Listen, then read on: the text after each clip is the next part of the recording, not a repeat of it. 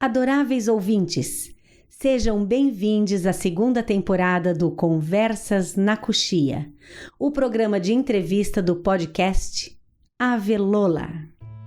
Na primeira temporada do programa, tivemos a honra de bater um papo com 4 entrevistados que são apaixonados pela floresta amazônica. Já nesta temporada, decidimos conversar com pessoas que dividem da mesma paixão que a nossa, o teatro.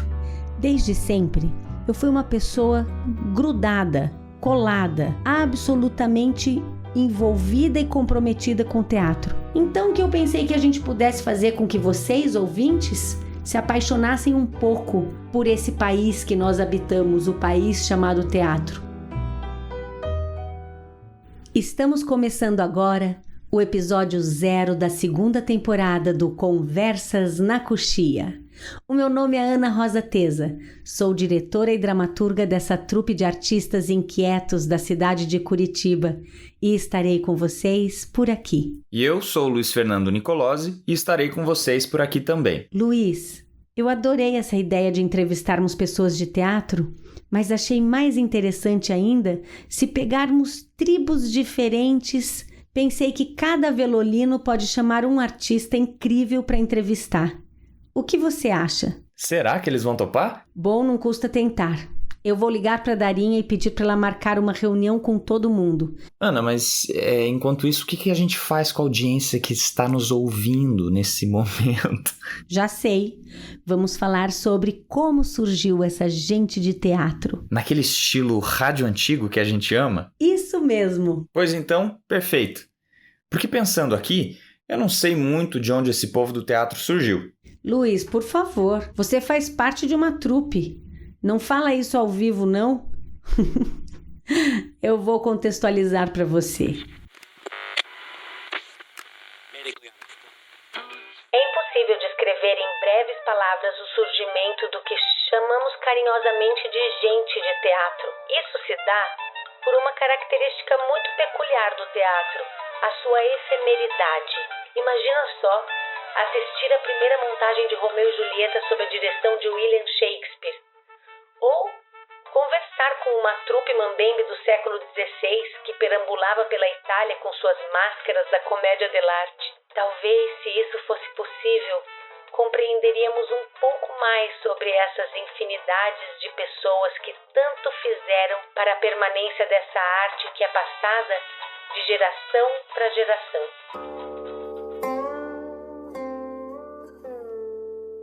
O fato é que o teatro é tão velho quanto a humanidade.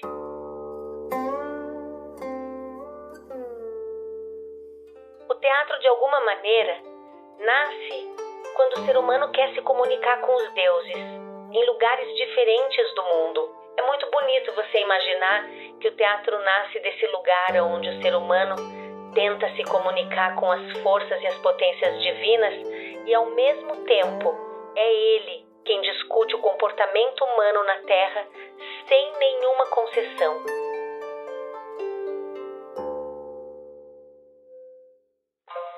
Depois, com o nascimento da cidade na Grécia, e aí falo do Ocidente, o teatro começa a ganhar uma outra forma, mais próxima da forma que a gente conhece hoje. A tragédia grega nasce para discutir o nascimento do Estado, principalmente. É um momento onde existe uma tensão muito grande. O Estado surge com a necessidade de leis que sirvam para todas as famílias. E antes disso, as famílias viviam isoladas, separadas umas das outras. Então as leis eram familiares. A tragédia versa exatamente sobre isso. Esse ponto de tensão entre público e privado, leis familiares e leis do Estado, leis comuns.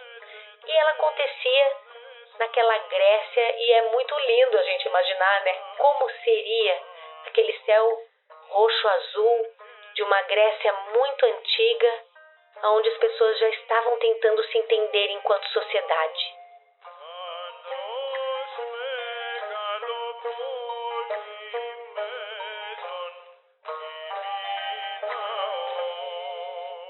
Quando eu penso nisso, tenho certeza que o teatro não é nada démodé, porque a gente continua discutindo isso até hoje. A sociedade é um projeto em eterna construção, em movimento, e o teatro se movimenta junto com ela. Um agente de teatro de verdade não pensa duas vezes em mergulhar sobre as potências humanas indistintamente. Ele é curioso sobre isso. E uma das coisas mais potentes da nossa arte é o fato de que você pode fazer teatro, sem palco, sem figurino, mas você não faz teatro sozinho. O teatro é a arte que precisa, requer, solicita, mais do que isso, exige a presença do outro. E quando eu digo outro, é o outro porque é dele que se trata. O outro porque me auxilia, o meu parceiro que me ouve e responde às minhas réplicas.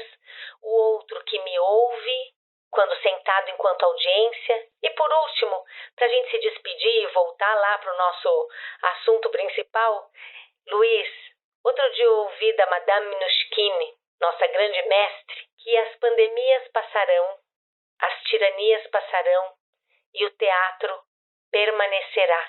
A gente vivendo esses momentos difíceis, com os nossos teatros apagados, silenciados, a gente não precisa perder a fé. A gente pode ter a certeza de que já já, nós seres humanos, um bando que precisa de outros seres humanos, estaremos juntos outra vez, em torno do nosso assunto principal, seres humanos, o que queremos, o que fazemos, como nos reproduzimos. No palco, na praça, no circo, num banco de jardim, correndo no escuro, pichado no muro, você vai saber de mim. Mambembe, cigano, debaixo da ponte, cantando por baixo da terra, cantando na boca do povo, cantando em ti. Eu só posso dizer que me sinto muito feliz porque me tornei uma mulher de teatro. É como você mesma diz no Chekhov: quem não crê no mistério não pode fazer teatro. Falando em mistério, vamos descobrir o que os avelolinos acham dessa ideia deles serem os entrevistadores da próxima temporada.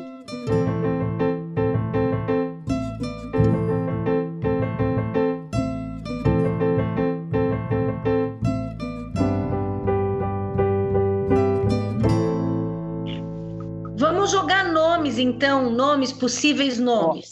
Eu vou entrevistar a Maíra Lourdes. Beto, qual abordagem você acha que faria com a Maíra? Assim, que tipo de indagação você iria com ela, no papo com ela? Assim? Como nós temos 12 anos de parceria junto, onde eu montei uma luz, né, e abandonei a Maíra, falei, tá aqui a luz montada, agora põe essa luz dentro da peça.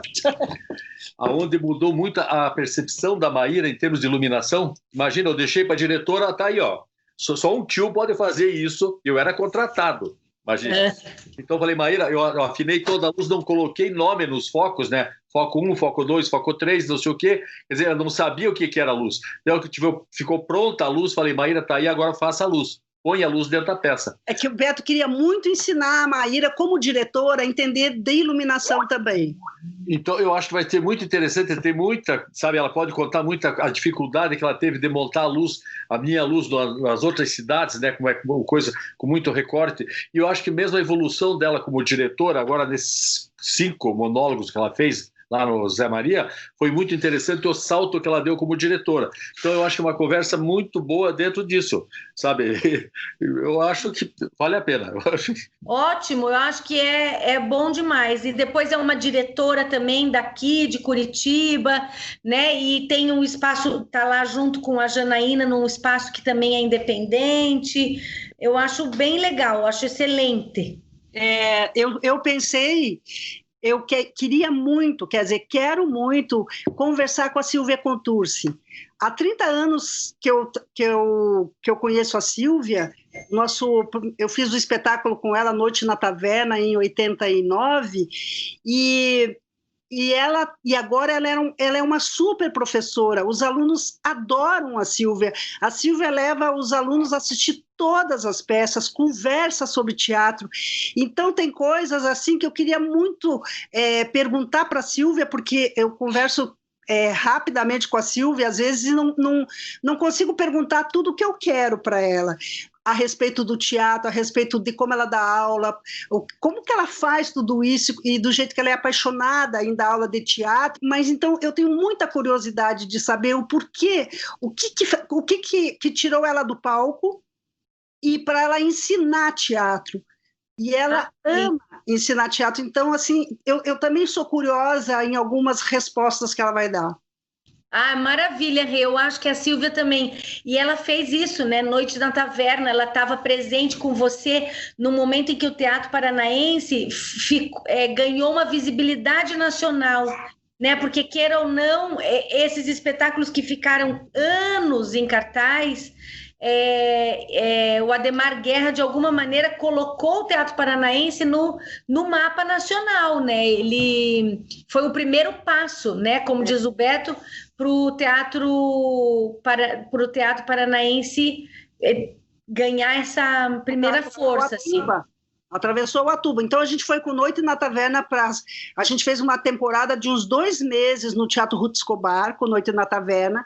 Isso daí já era 89, no mesmo ano que a gente... no mesmo ano, em 89, a gente foi para o Rio de Janeiro, para São Paulo. Depois ele levou os Mistérios de Curitiba, que daí ele colocou outros atores, mas levou alguns atores de Curitiba para fazer os Mistérios de Curitiba no Rio de Janeiro, né? E o Vampiro e a Polaquinha ficou em cartazes mais de 5 anos, né? E a Sílvia também trabalhou no Vampiro e a Polaquinha.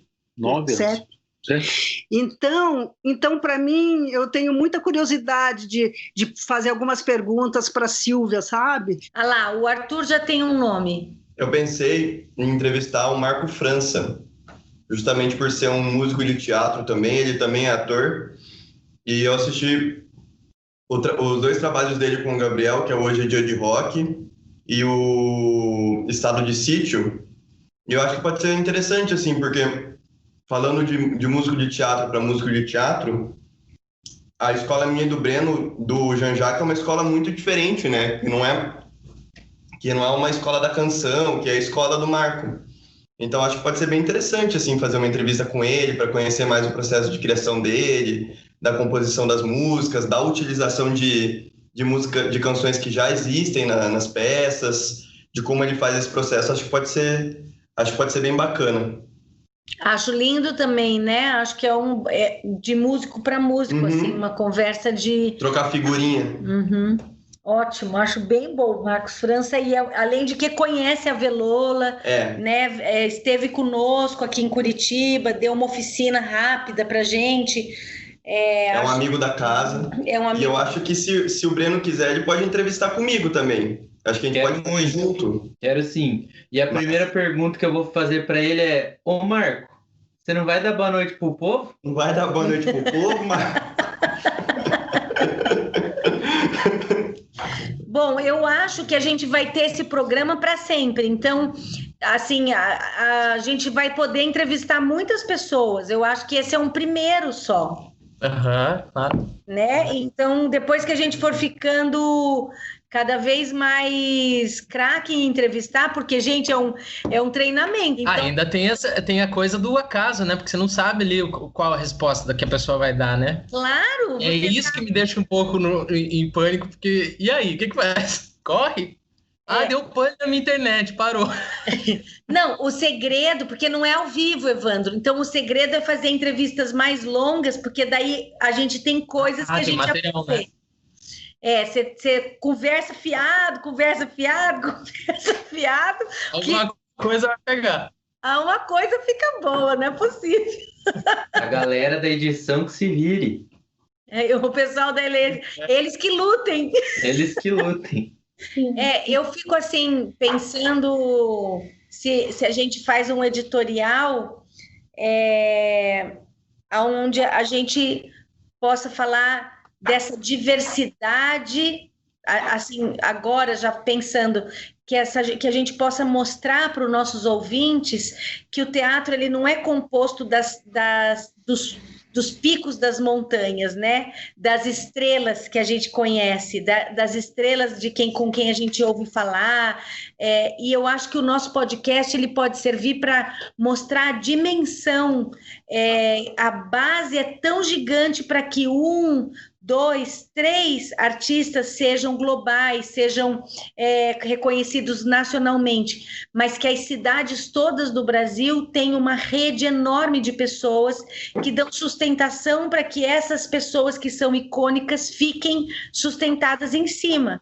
E que elas não se manteriam se não fosse uma Silvia Contursi cuidando daqueles alunos todos do Colégio Estadual. O Colégio Estadual lida com uma diversidade de gente de classes sociais diferentes, então é um alimento que faz com que o público exista mais para frente, mesmo que aquelas pessoas não sigam fazendo teatro, elas são público qualificado. A gente vai ter a Maíra, que vai falar do ponto de vista de uma diretora mulher, que de alguma maneira tem que romper um monte de barreiras para conseguir se colocar como chefe de trupe, como diretora, como dramaturga. Posso fazer uma sugestão para atriz ainda? Se a gente Pode. quiser.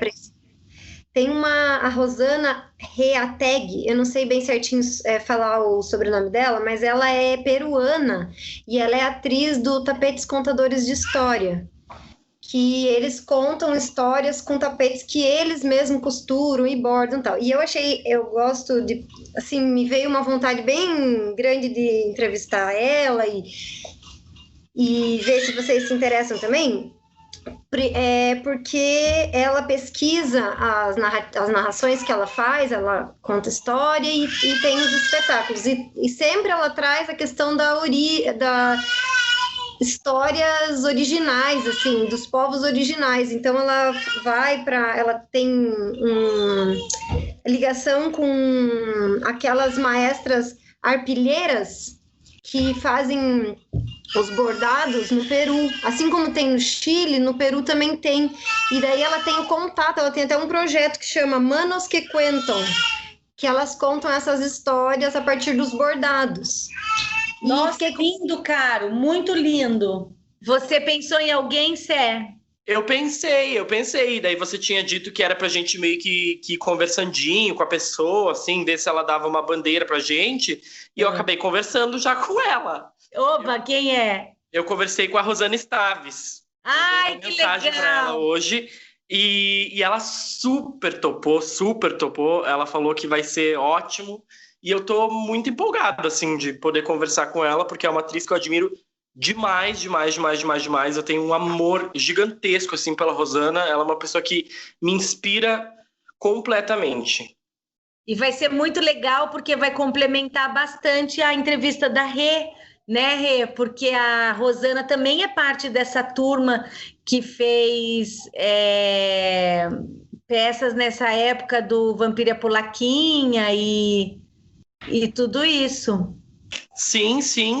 Peraí, antes de organizar quem vai com quem, como o César veio me falar no WhatsApp, guria, tem que convidar já a pessoa. Tem que ir pra reunião com a pessoa já convidada. Aí eu fui lá também fazer um pré-convite com uma pessoa. Pra quem? Eu pensei, não sei se vocês conhecem ele, o Fábio Lins. Conheço, que é da comédia. Isso, porque ele começou de ator, desde adolescente jovem, e ele foi aluno do Mauro, e ele foi ator, virou apresentador, só que agora ele tem uma escola em São Paulo, que é a Escola da Comédia. E ele junto tem a escola, que ele dá aula, e ele também tem um grupo que eles chama Impromime, que eles fazem uma pesquisa de improvisação com teatro físico, não só com improvisação com a fala. E aí eu fiquei pensando que é interessante que ele acabou fazendo uma trajetória meio parecida com a do Mauro, que é isso de você virar professor, de você ter uma escola, a escola dele tem até um formato parecido, e ele é daqui, só que agora ele mora em São Paulo. Oi, Elaine. E ele tem podcast, inclusive, né? E ele tem um podcast também. Bem piração, assim, a galera sentada conversando, falando de assuntos bem variados, é bem divertido. Não, Ele é sensacional, um cara super acessível, inclusive. E quando você tocou no nome do Mauro, será que talvez não... É complicado isso, produção? Não. Talvez ter os dois no mesmo episódio, Aileen? Você também passou pelo Mauro? Por mim, acho que... Não é possível ou não é complicado, Larissa? Não é. A gente tinha pensado em fazer... justamente isso. Por exemplo, pegar episódios que combinam nos temas... Não, mas eu falo dos dois estar na entrevista juntos. Seria mais fazer uma chamada com os dois. Eles podem até contar como é que foi a trajetória dos dois juntos, né? Então eu acho que é lindo isso, Má. Bem legal. Muito legal, muito legal. Pegar os dois, porque lugares diferentes, tipo, a relação, né? Às vezes até do conhecimento que o público possa ter, eles atingiram públicos diferentes, mas os dois, um é mestre do outro, cara. Né? É muito legal isso aí. Você toca para frente e pega os dois, inclusive. Quanto tempo dura cada podcast, no caso, dessas entrevistas? A gente está de 30 a 35 minutos, assim. Tá. E daí, no caso, por exemplo, se for o caso, a gente pode juntar duas pessoas. Por exemplo, eu converso com a Silvia e o César conversa com a Rosana, por exemplo, no mesmo... É pouco tempo. Não, eu acho que pode ser interessante. Eu acho que pode dar certo, sim.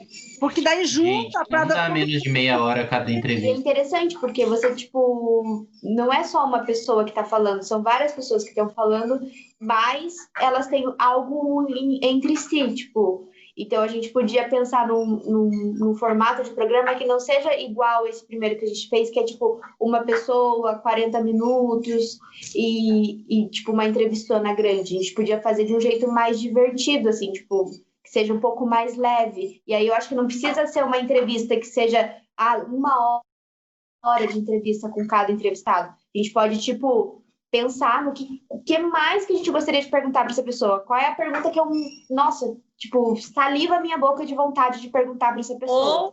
Ou assim, qual é a história mais incrível que aquela pessoa viveu dentro do teatro? Não, pelo amor de Deus, ficou incrível, né, Ana Rosa? Essa coisa de incrível é muita responsa para qualquer entrevistado, né? Não, mas qual é a história? Eu estou usando o termo, eu entendi. Qual a coisa mais incrível? Marcelo tá que tá hoje, Marcelo, você vai ter que ser retirado da reunião. Alguém bloqueia ele, por favor. Por mau comportamento. Banido da reunião. Alguém jogar cocô nesse desgraçado. Olha lá, o Evandro mutou o Mar. Mas e se a pergunta fosse assim, tipo, ao invés da mais incrível, fosse, por exemplo, cada entrevistado, a gente fizesse realmente uma pergunta bem dessas, bem assim, assustadoras, porque, por exemplo, pode ser incrível ou pode ser a história mais horripilante que você viveu no teatro, ou a história, sei lá, me veio que podia ser por aí também a pergunta, o mote da entrevista. Ou a história mais... Me solta. Tipo, que nem o bate-bola, né? Daí uma perguntinha assim. Odeio esse tipo de coisa. Odeio. Não, mas... Odeio bate-bola? A pessoa está preparada. Odeio bate-bola, odeio perguntar a coisa mais incrível, não sei o quê. Pois é.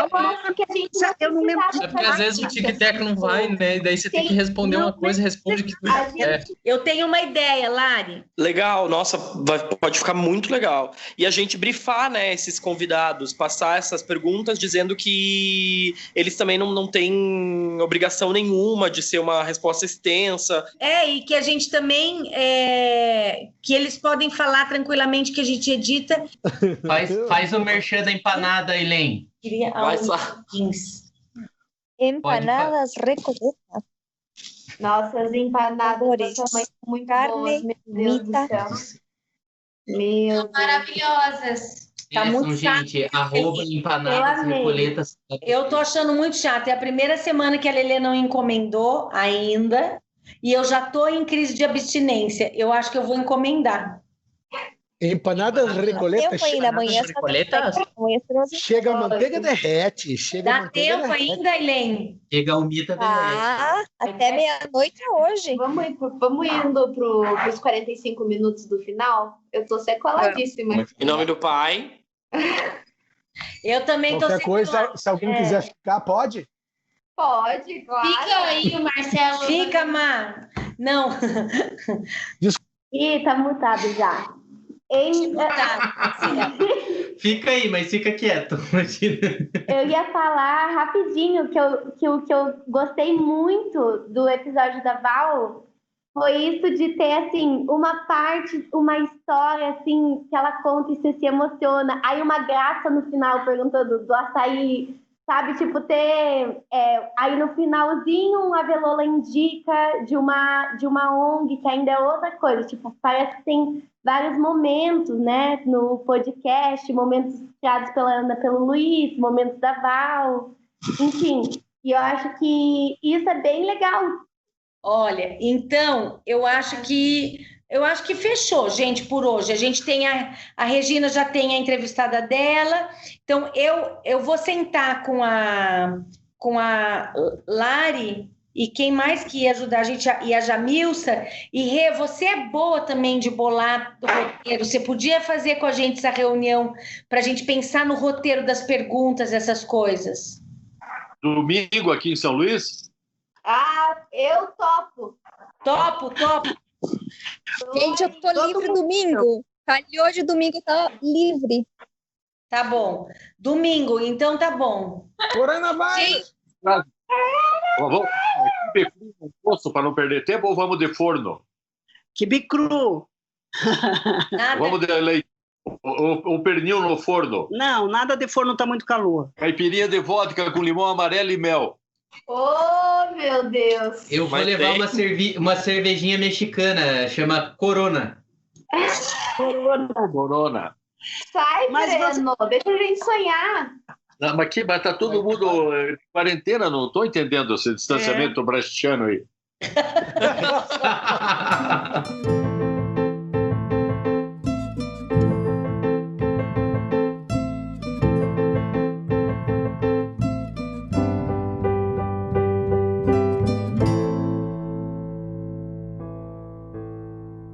Então, adoráveis ouvintes, é com imensa alegria que anunciamos que essa temporada do Conversas na Coxia contará com a participação de uma constelação de gentes de teatro.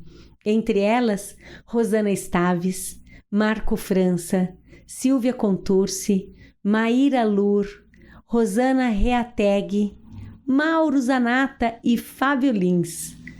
Acho que é isso aí, Luiz. Tem mais alguma coisa que precisamos falar para as pessoas do episódio 0? Tem sim, Ana. A gente precisa falar sobre a playlist dessa semana e apresentar o A Velola Indica. Ah, é? Vamos lá para a playlist, então.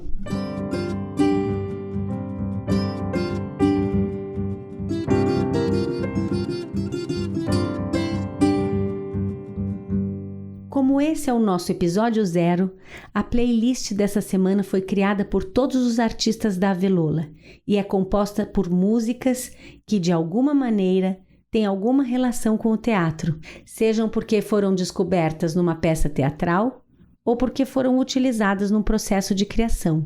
Eu vou pedir para o Breno Montserrat, que é o músico da Avelola, explicar mais um pouquinho sobre essa playlist. Olá, ouvintes do podcast Avelola. Eu sou Breno Montserrat, músico da companhia. E nesta semana de reestreia do Conversas na Coxia, a trupe Avelola preparou uma playlist com as músicas que lembram, falam sobre ou têm a ver de alguma forma especial com o teatro. Porém, que sozinho eu possa ser feliz. Pois então decore esse texto sob o pretexto de não parecer uma atriz. Afinal, como vocês já sabem, será sobre gente de teatro nossa nova temporada do Conversas na Coxia. Nas próximas semanas, teremos playlists inspiradas pelos nossos convidados. Então, prepara sua saudade do tablado sagrado e vem com a gente nessa playlist.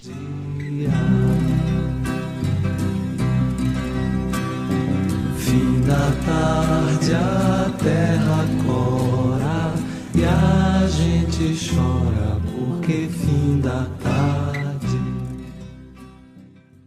Lembrando que você pode ouvir nossa playlist gratuitamente através do nosso perfil no Spotify.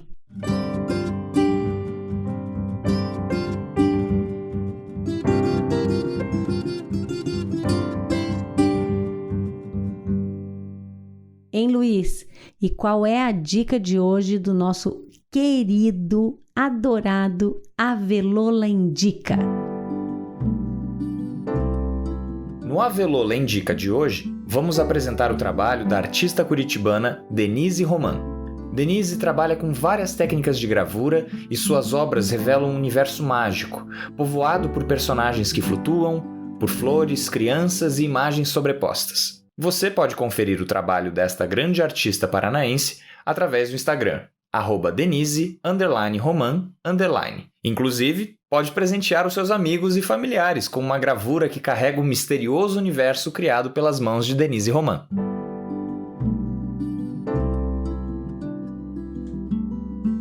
Já que sempre você gasta o seu dinheiro todo Natal, seja esperto e este ano compre local.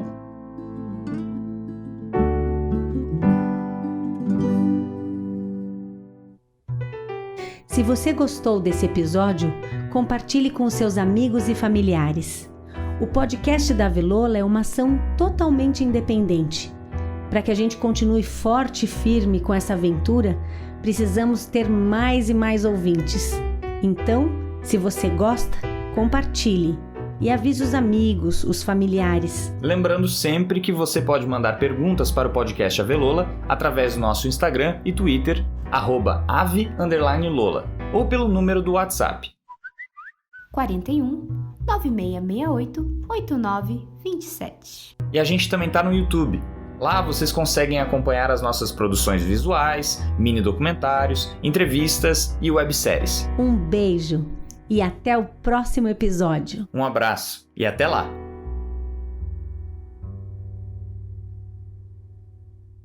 Esse episódio foi apresentado por Ana Rosa Teza e Luiz Fernando Nicolosi. Participação no bate-papo: Arthur Jaime, Breno Montserrat, Beto Bruel, Caro Humph, Dara Van Dorn, César Mateus, Evandro Santiago, Helena Teza, Marcelo Rodrigues de Oliveira e Regina Bastos. Edição: Larissa de Lima. Trilha sonora: Breno Montserrat e Arthur de Lima Jaime. Roteiro: Trupe Avelola de Teatro.